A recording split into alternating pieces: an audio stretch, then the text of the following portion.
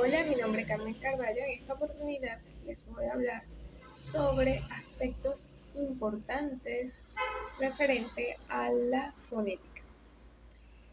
Vamos a iniciar definiendo qué es la fonética. La fonética es la ciencia que estudia los sonidos del lenguaje, su producción, su transmisión y la percepción.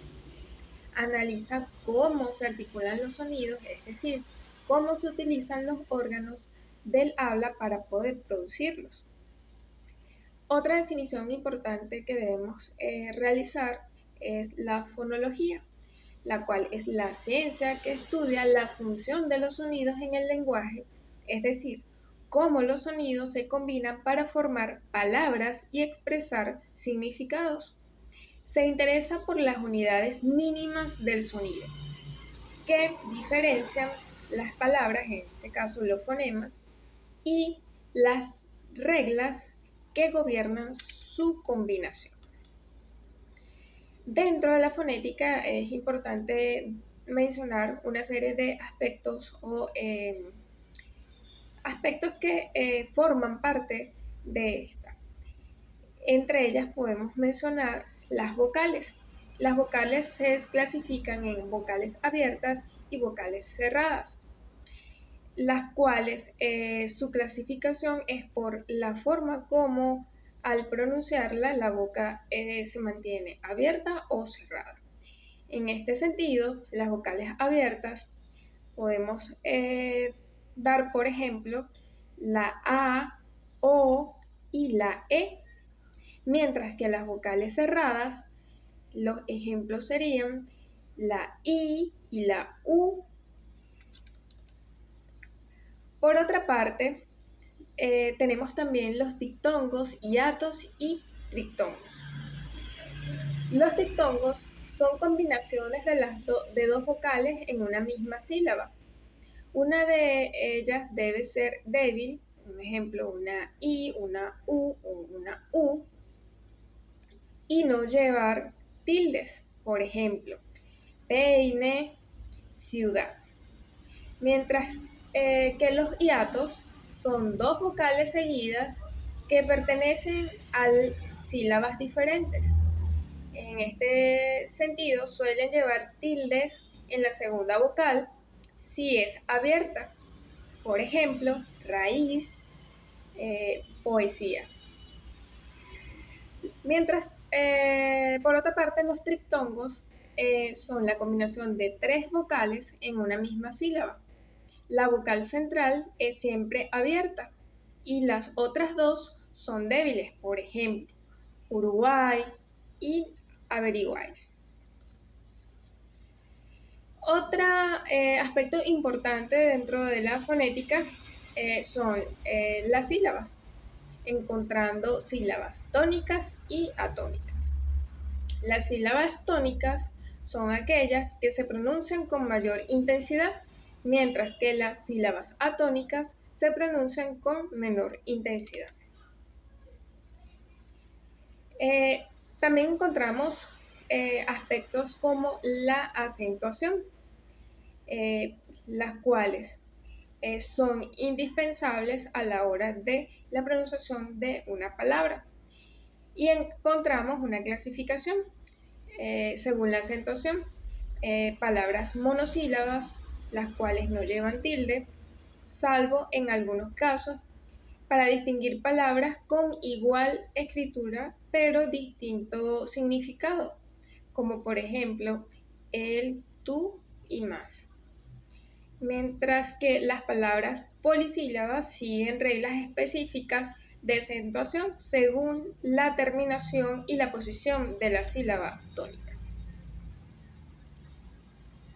Por otra parte, tenemos el acento diacrítico o convencional, el cual se utiliza para diferenciar las palabras que se escriben igual pero tienen distintos significados o función gramatical.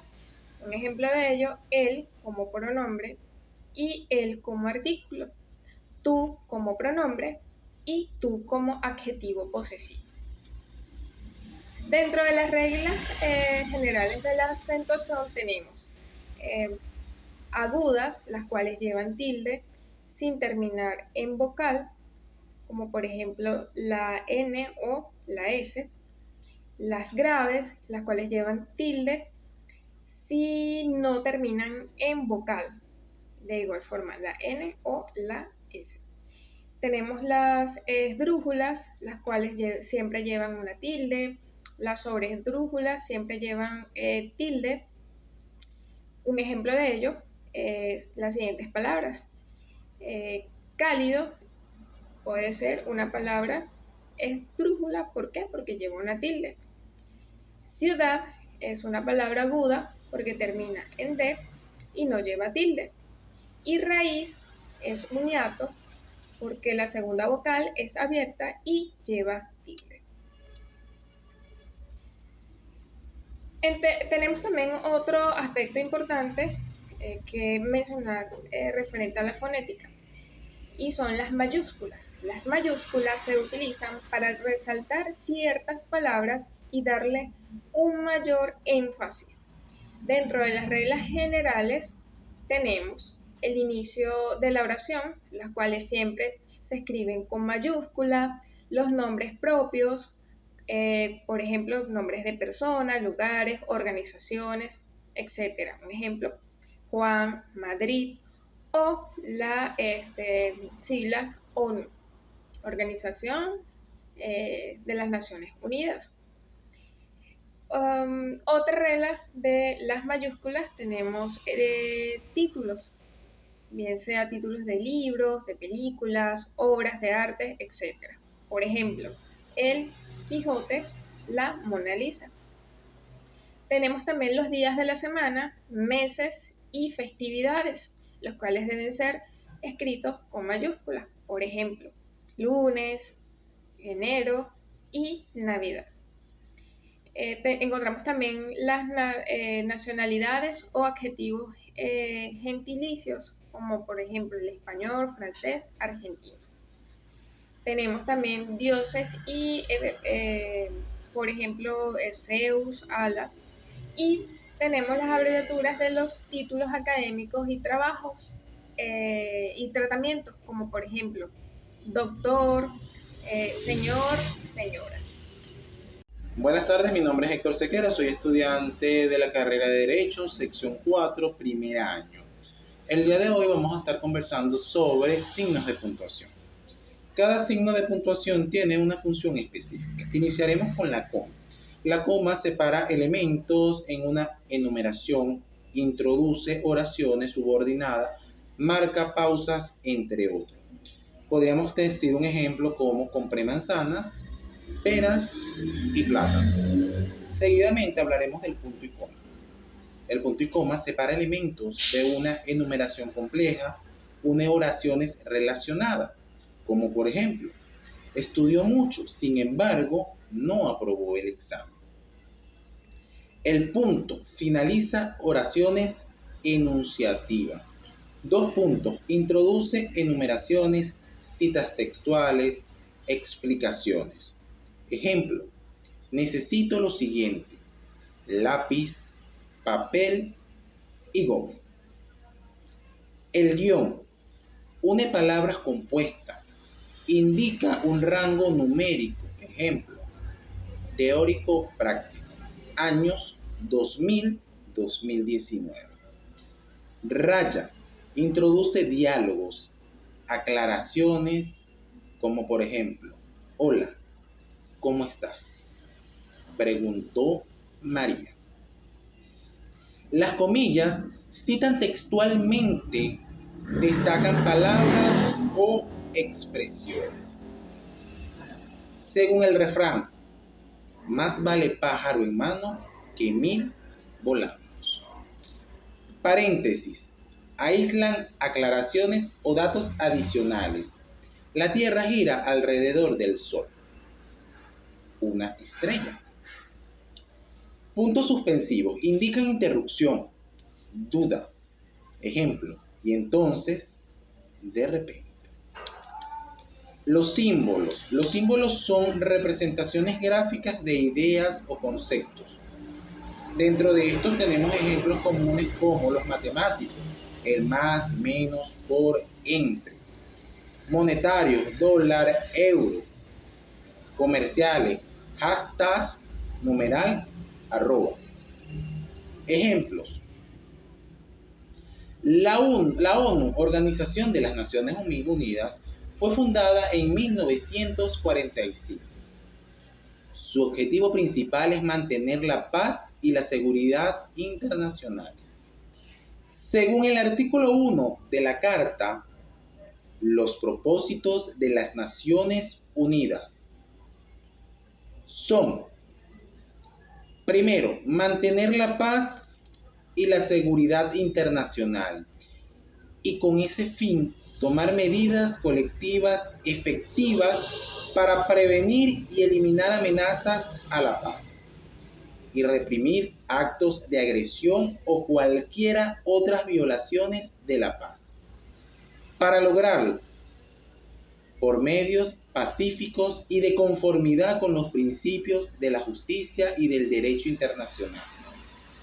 Ajustes o arreglos pacíficos de las controversias o situaciones internacionales que puedan conducir al quebrantamiento de la paz.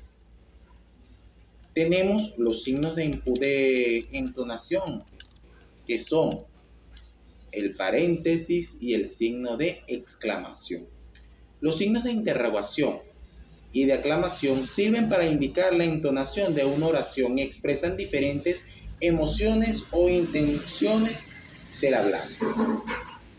Interrogación. Se utiliza al inicio y al final de una oración interrogativa, es decir, aquella que expresa una pregunta. Por ejemplo, ¿cómo te llamas?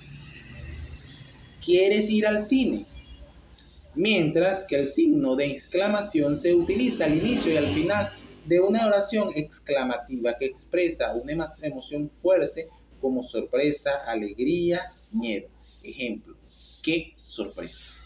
¡Cuidado! Uso de las consonantes. El uso correcto de las consonantes es fundamental para una buena ortografía. Algunas parejas de consonantes suelen generar dudas, como por ejemplo son la B y la V. Generalmente se escribe B antes de la M y la P.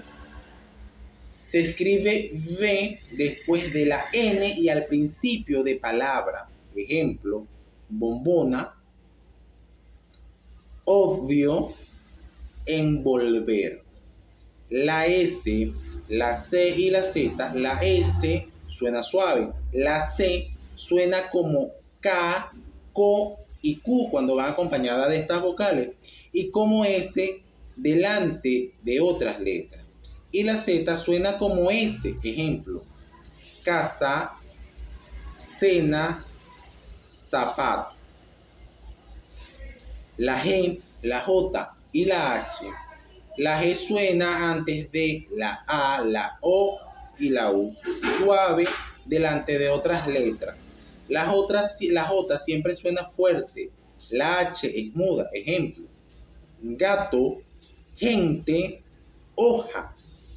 La X, la doble C, la X, la R, la R, la M, la N.